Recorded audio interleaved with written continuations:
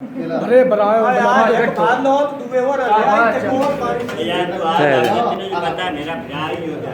अस्सलाम वालेकुम। आज आपका होस्ट राय हारून एक इफ्तारी की नई वीडियो लेकर आपके हाजिर खिदमत हो रहा है। इंशाअल्लाह ताला इफ्तारी अच्छी होगी। हर आइटम हमने रखी है, अजवा खजूर तक ये है। ये इफ्तारी करवाने वाले नासर या मिठाई भी, हाँ, नासर औरा साहब वाले मोहम्मद शेर। और 2-3 दिन राय फारूक और राय मुमताज़ ने भी इफ्तारी करवाई। आज इसका नंबर है, बड़ी मुश्किल से उनसे नंबर लिया है। ये इफ्तारी की आइटमें हैं माशाल्लाह। ये इनमें क्या है, ये समोसे कितने हैं? ये अच्छा 5 ये डब्बे समोसे के। अच्छा, और ये आ गया, ये केला आ गया। ये माशाल्लाह, ये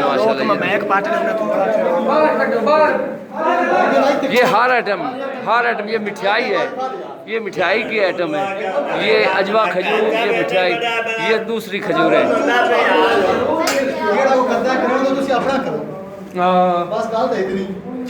ये खरबूजा है, और ये क्या, ये आड़ू, और वो भी खरबूजा, और वो आगे क्या है,